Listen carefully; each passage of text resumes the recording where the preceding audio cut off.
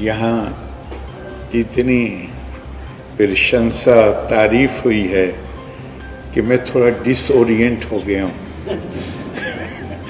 और मुझे थोड़ा अपने आप को नॉर्मल करने में, बोलने में भी थोड़ी कठिनाई हो सकती है।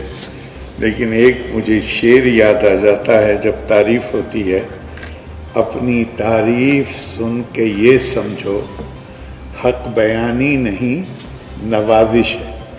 मैं ये नहीं कह रहा हूँ कि आपको पर मैं झूठ बोलने का इल्ज़ाम नहीं लगा रहा हूँ, लेकिन मैं अपने आप से तारीफ करने वालों से ज़्यादा मैं अपने आप से परिचित हूँ और मैं जानता हूँ कि मेरे अंदर कितनी कमियाँ हैं और क्या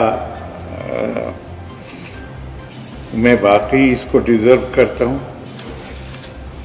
तो बड़ी मेहरबानी फिर भी आपकी, और मैं आपके आशीर्वाद के रूप में इसे लेता हूँ। यहाँ जो लोग एकत्रित हैं, हमारे वाइस चांसलर्स हैं, जो ज्ञान और शिक्षा के जगत से जुड़े हुए लोग हैं वो हैं। तो मुझे बैठे बैठे ध्यान आया और मैं गलत कोट न करूं उसके लिए मैंने अपना आईपैड से वो निकाला। एक बार यूएसए में व्हाइट हाउस में जितने अमेरिकन्स नोबेल लॉरिएट्स थे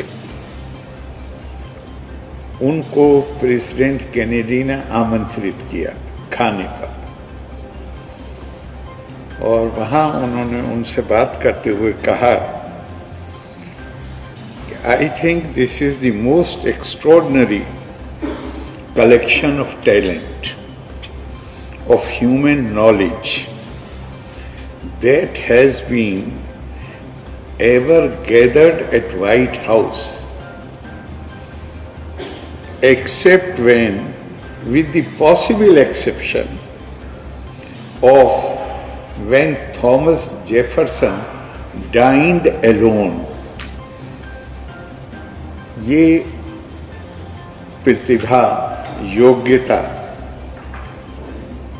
इतना बड़ा संगम मैं समझता हूँ कि कमी हो पाता है लोक भवन में। मैं आप सबका आभारी हूँ कि आप यहाँ आए हमारे निमंत्रण पे, और मेरा मानना ये है कि खासतौर से गिरीश जी को कहना चाहूँगा, गिरीश जी आपकी कहानी प्रेरणादायक इसीलिए बनी है कि आपको बहुत जगह डिसअपॉइंटमेंट फेस करना पड़ा। वही इंसान के अंदर एक नई, इसे अंग्रेजी में कहते हैं that creates fire in the belly. और आप अकेले आदमी नहीं, हमारे पूर्व राष्ट्रपति एपीजे अब्दुल कलाम साहब को भी उनकी वांछित नौकरी नहीं मिली, और वो इतने ज़्यादा मायूस थे कि अपने आप को ख़त्म करना चाहते थे। तो हरिद्वार के एक स्वामी जी ने उन्हें जो कहा वो मैं, अब आपको तो कहने से कोई फ़ायदा नहीं, आपने तो अपने आप को प्रूव कर दिया, लेकिन जो आपकी किताब पढ़ेंगे उनको मैं कहना चाहता हूँ, जो हरिद्वार के एक स्वामी जी ने कहा अब्दुल कलाम साहब से, उन्होंने कहा कि चिंता मत करो, शायद प्रभु ने तुम्हें इससे ज्यादा किसी महत्वपूर्ण काम के लिए रिजर्व करके रखा, बचा के रखा। तो उन लोगों का धन्यवाद जिन्होंने आपको मायूस किया। आज आप इतनी बड़ी सेवा हमारे राज्य की कर रहे हैं, और जीवनी का महत्व मेरे नजदीक ये है। और मुझे एक हदीस याद आ गई। एक सवाल पूछा गया,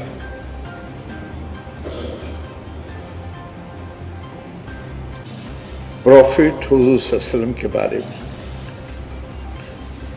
मा काना सिफतो ताबुदी, प्रॉफिट है।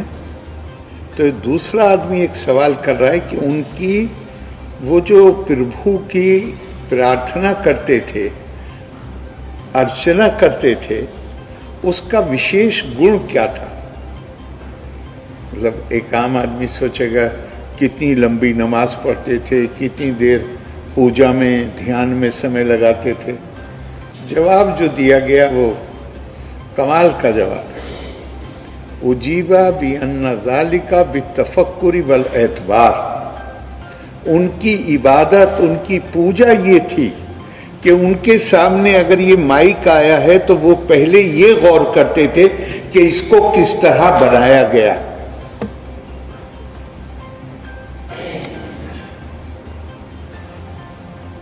जिसे कहते हैं कि तत्व ज्ञान,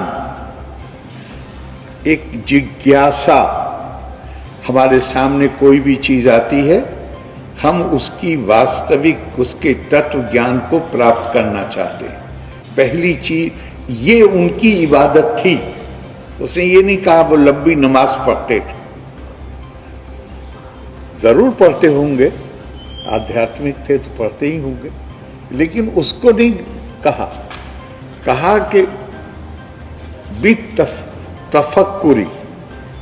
और दूसरा जो शब्द प्रयोग किया वल एतबार, हम अपनी भाषा में भी एतबार शब्द प्रयोग करते हैं विश्वसनीयता के लिए, क्रेडिबिलिटी के लिए, लेकिन अरबी में एतबार कहा जाता है, इस प्रयोग होता है उस सेंस में, जिस सेंस में हमारे वकील पुराने मुकदमों का की नजीर लाकर अदालत में पेश करते हैं।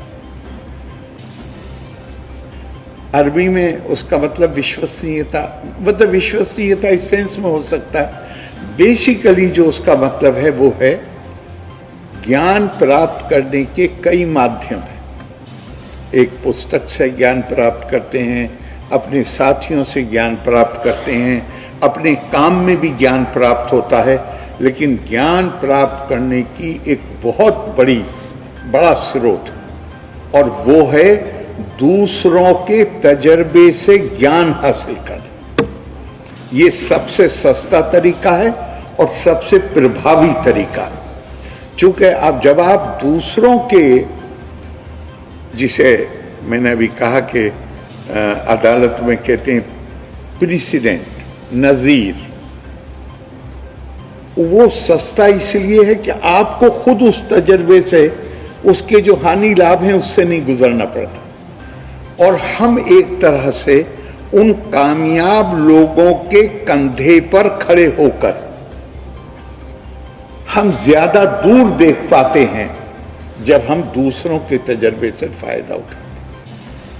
मैं इस जीवनी का महत्व ये नहीं मानता हूं कि गिरीश जी जो हमारे चेयरमैन हैं यूनिवर्सिटी कमीशन के, उनके बारे में एक किताब लिखी गई है, उनका गुणगान है, नहीं। उन्होंने जिस संघर्ष की जिंदगी बचपन से गुजारी और उसके बाद कामयाबी के बाद कामयाबी दर्ज की, ये कहानी गिरीश जी से ज्यादा, इसका महत्व गिरीश जी से या उनके परिवार से ज्यादा उन नए लोगों के लिए है जो आज जीवन में संघर्ष कर रहे हैं। वो उन्हें सिर्फ वो एक जाइंट के कंधे पे खड़े होकर दूर तक देख ही नहीं सकेंगे, बल्कि जब कठिनाइयां जीवन में आती हैं तो वो प्रेरणा भी ले सकेंगे कि एक ही वक्त में कम उम्री में खेत में फावड़ा भी चलाना है और स्कूल भी अटेंड करना है, तो उससे एक आदमी मेहनत, संघर्ष कर रहा है, उसकी हिम्मत बढ़ जाती है कि मुझसे पहले ऐसे लोग आए हैं जिन्हें इससे भी ज्यादा कठिनाइयां झेलनी पड़ी हैं और उसके बावजूद उन्होंने कामयाबियां हासिल की हैं।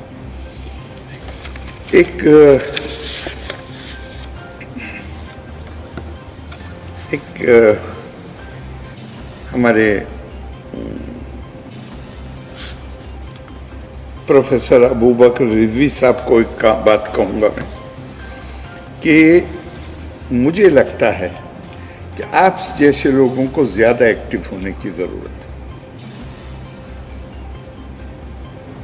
मैं कोई अपना फैसला नहीं बता रहा हूं, मैं कोई भाषा विज्ञ नहीं, लेकिन मैं इतना जानता हूं कि यूरोप की सारी जुबानें रोमन लिपि में लिखी जाती हैं। जर्मन भी रोमन लिपि में लिखी जाती है, रोमेनियन भी रोमन लिपि में लिखी जाती है। अगर एक भाषा का टेक्स्ट दूसरी भाषा जानने वाले के सामने पढ़ा जाए तो वो उसमें एक शब्द भी समझ नहीं पाएगा। उर्दू हिंदी भी कहा जाता है अलग जुबान है, मैं माने लेता हूं, लेकिन जिसने उर्दू की वर्णमाला को कभी देखा ही नहीं या जिसने हिंदी की वर्णमाला को नहीं देखा, उनके सामने हिंदी वाले के सामने उर्दू का पढ़ा जाए और उर्दू वाले के सामने हिंदी पढ़ी जाए, पूरी तरह समझ में आ जाता। सर, मेरा मानना है कि भाषा व्याकरण से बनती है, लिपि से नहीं बनती। जिन भाषाओं की व्याकरण एक है, उनके बीच में अलगाव कृत्रिम हो सकता है, वास्तविक नहीं हो सकता। आपके इस काम से वो जो कृत्रिम दीवारें उठी हुई हैं, उनको तोड़ने में मदद मिलेगी। और इसलिए मैं आपसे और ज्यादा चाहता हूं कि आप और एक्टिवली इस काम को कीजिए। अभी हमारे माननीय मंत्री जी ने कहा संभावना शब्द का प्रयोग किया। सर, मैं थोड़ा सा, मेरी राय अलग है। मैं मानता हूं कोई भी व्यक्ति ऐसा नहीं है जिसके अंदर संभावना नहीं है, जिसके अंदर पोटेंशियल नहीं। नाक्षरो मंत्रहीनम न मूलम नौषिधम अयोग्य पुरुषम नास्ति योजक स्तत्र दुर्लभा। कोई व्यक्ति ऐसा नहीं है जिसके अंदर कोई ना कोई योग्यता ना हो, कोई अक्षर ऐसा नहीं है जिसके अंदर मंत्र की शक्ति ना हो, और कोई अयोग्य पुरुषम नास्ति। कोई हरा पत्ता या जड़ नहीं है जिसके अंदर औषधि का गुण ना हो, कोई अयोग्य पुरुष नहीं। कमी उन लोगों की है, उस आयोजक की है, जो उस गुण को चिन्हित करके उनको सही जगह पर उसका इस्तेमाल कर सके। तो संभावना सबके अंदर है। कोई एक्स्ट्राऑर्डिनरी होते होंगे, एक आधे % लोग। आइंस्टाइन ने भी अपने दिमाग का 5% ही इस्तेमाल किया। तो हमारे अंदर अगर आइंस्टाइन से कम दिमाग है तो उतना जितना आइंस्टाइन ने इस्तेमाल किया 5%, उससे तो ज्यादा ही है। तो बात सिर्फ इतनी है,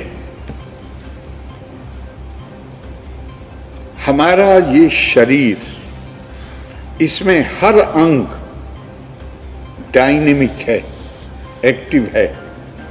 एक ही शरीर का अंग है जो काहिल है, लेजी, जो काम करने को तैयार नहीं होता साधारण परिस्थितियों में, और वो है मस्तिष्क। और आपसे बेहतर कौन समझेगा?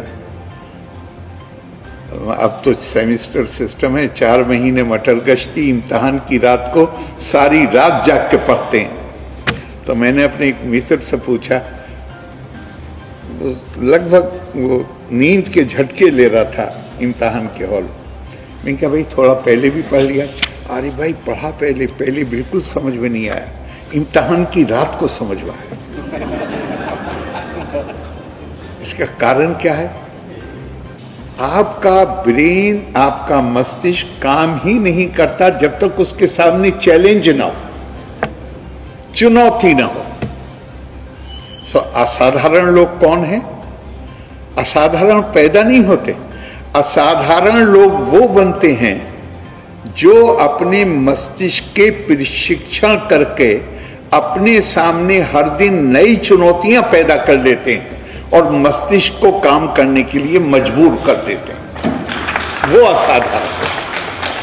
और मैं कहूं कि हमारे गिरीश जी, अगर इन्हें इस बात की चेतना थी नहीं थी मुझे नहीं पता, लेकिन इनकी किताब से पता चलता है कि ये अपने लिए हर रोज नई चुनौतियां पैदा करते थे और उन चुनौतियों का सामना करने का प्रयास करते थे। तो मैं आपको बहुत बहुत बधाई देता हूं। और एक बात और कहूंगा कि स्वामी विवेकानंद अपनी तरफ से नहीं कहते थे, उन्होंने जो भी कहा है वो भारतीय संस्कृति के मूलभूत सिद्धांतों में मूलित है। तो उन्होंने कहा कि भारत के दो ही राष्ट्रीय आदर्श हैं, एक है त्याग और एक है सेवा। भारत के मानस को कौन चीज आकर्षित करती है? बहुत बड़े बड़े राजा हुए हैं, बहुत पैसे वाले हुए हैं, कितनों के हमें नाम याद, हमें नहीं याद तो और अगर आप एक गांव में जाइए कहीं पूछिए तो कितनों को याद हर आदमी किसको करता है? जिनका नाम त्याग के साथ जुड़ा हुआ है और जिनका नाम सेवा के साथ जुड़ा हुआ है उनको याद किया जाता है। और मैं तो इस हद तक कहता हूं, हमें अपने लिए नहीं तो कम से कम अपनी आने वाली नस्लों के लिए, आने वाली पीढ़ियों के लिए रोल मॉडल की जरूरत है। चरित्र का निर्माण पुस्तकीय ज्ञान से नहीं हो सकता, उसके लिए कुछ सॉलिड कॉन्क्रीट एग्जाम्पल्स, उदाहरण, जहां मां बाप अपने बच्चे से कह सके देखो इस व्यक्ति को देखो। मैंने एक बार अपने कुलपतियों की मीटिंग में भी यही बात कही थी कि कुलपति हो चाहे अध्यापक हो, केवल हमारे विश्वविद्यालयों का काम केवल ये नहीं है कि हम पुस्तकीय ज्ञान अपने बच्चों को दे दें, नहीं, हमें रोल मॉडल बनना पड़ेगा अगर हमें आने वाली पीढ़ियों की चिंता है। जब रोल मॉडल आप बनते हैं तो फिर वो प्रेरित करने की क्षमता पैदा हो जाती है। मैं अगर घर में सिगरेट पीऊं और मैं अपने बच्चे को कहूं कि तुम सिगरेट मत पियो, उसके ऊपर कोई असर नहीं पड़ेगा मेरी बात का। अगर मेरा डर होगा उसके दिल में तो छुप के पिएगा। तो हमें रोल मॉडल बनना पड़ेगा। खास तौर से ये शिक्षा संस्थाओं की जिम्मेदारी है, हमारे ऊपर भविष्य की पीढ़ियों का, जिनको भविष्य में अपने कंधे पर देश की जिम्मेदारी लेनी, राष्ट्र की जिम्मेदारी लेनी है, उनको शिक्षा देना नहीं, उनका प्रशिक्षण करना भी हमारे दायित्व में शामिल है। और वो केवल रोल मॉडल बनके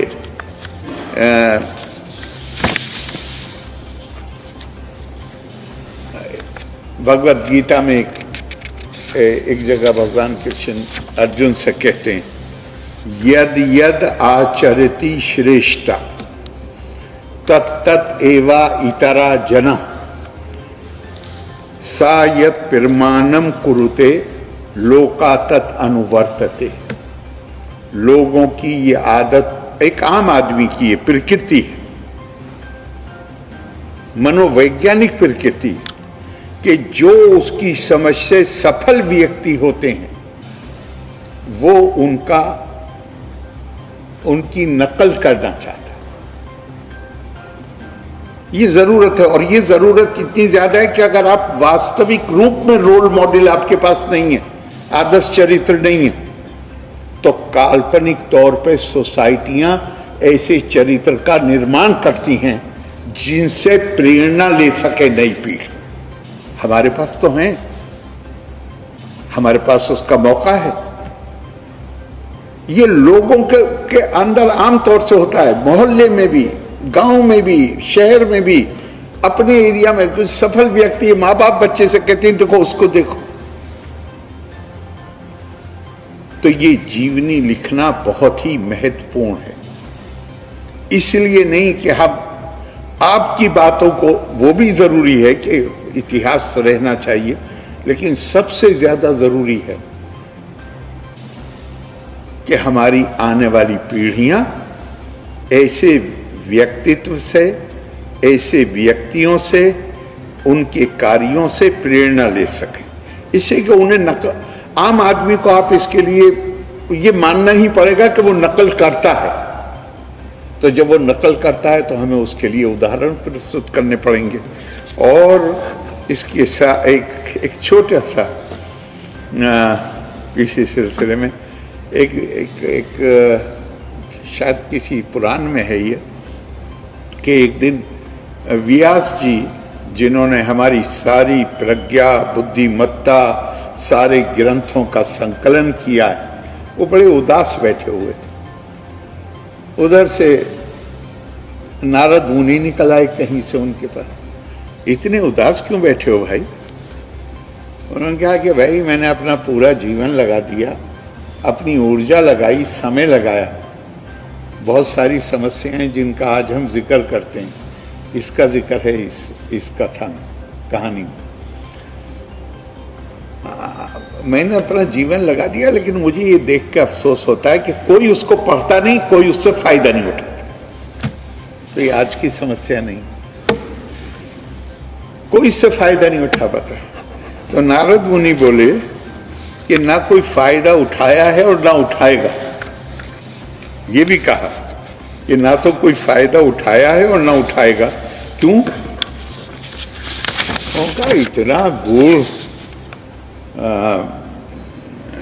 ये बौद्धिक दर्शन है, इसे किसके पास इतना टाइम है कि वो इसे बैठ के पढ़ेगा और समझेगा? तो इससे कोई फायदा ना उठाया ना उठाने वाला। तो फिर क्या करूं? एक काम करिए, अगर आप चाहते हैं लोग इससे फायदा उठाएं, तो इस गूढ़ दर्शन को छोटी छोटी कहानियों में परिवर्तित कर दीजिए। लोगों को कहानियां पढ़ने का शौक होता है। अगर उस कहानी में ये बुद्धिमत्ता आ जाएगी तो फिर लोग इससे फायदा उठाएंगे। इसलिए भी आपकी किताब इंपॉर्टेंट है। वैसे शायद लोग स्टडी नहीं करते। और आखिर में मैं ये कहते हुए खत्म कर रहा हूं कि एक और जगह नहीं, इसके साथ एक और याद दिलाऊं। आइंस्टाइन ने एक बार कहा, if you want your children to become wise, अगर आप चाहते हैं कि आपके बच्चे बुद्धिमान बने, रीड देम स्टोरीज, तो फिर उनको कहानियां सुनाइए। If you want them to become more wise, read them more stories. ये बहुत इतना बड़ा साइंटिस्ट, वो कहानी के महत्व को समझता है। और भारत से बड़ा कहानी कहने की परंपरा किसी दुनिया के देश में नहीं। हमने कहानी को वास्तविक रूप में आदि काल से स्वीकार किया कि कहानी, हमारे गांव के लोग बहुत पढ़े लिखे, कम से कम जो पारंपरिक शिक्षा है वो नहीं होती उनके पास। लेकिन मैं कई दफा कहता हूं कि एक शब्द है धर्म, हम उसे जिन अर्थों में इस्तेमाल करते हैं, हमसे ज्यादा गांव का आदमी जानता है। अगर आप मंदिर नहीं जाइए, मस्जिद नहीं जाइए, कोई मतलब नहीं रखिए, वो आपके धर्म के बारे में सवाल नहीं उठाता। लेकिन अगर आप 2 रुपए की बेईमानी कर लीजिए तो उसका पहला सवाल होता है तो धर्म ईमान है कि नहीं है। वो हमसे ज्यादा बेहतर समझता है। क्यों? उससे कहानियां सुनी हुई हैं। उसे ये मालूम है कि भगवान कृष्ण अर्जुन को जब धर्म का निर्वाह करने के लिए कहते हैं तो वो ये नहीं कहते कि घर में जाके जो तुम्हारे यहाँ छोटा सा मंदिर बनाया हुआ हो या मंदिर में जाके तुम पूजा अर्चना करो। वो जानते हैं धर्म का अर्थ है अपने कर्तव्य को ईमानदारी से निभाना और दूसरों के प्रति जो आपका कर्तव्य है खास तौर से उसको निभाना। हमारे राष्ट्रीय जीवन का एक ही उद्देश्य, एक ही लक्ष्य बताया गया, खास तौर से उनके लिए जो कहीं भी पब्लिक सर्विस में है, और वो है लोक संग्रह। लोक संग्रह का मतलब है विश्व कल्याण या मानव कल्याण। सक्ता कर्मणि अविद्वांसा यथा कुर्वन्ति भारता कुर्यात विद्वान तथा असक्ता चिकीर्षु लोका संग्रह।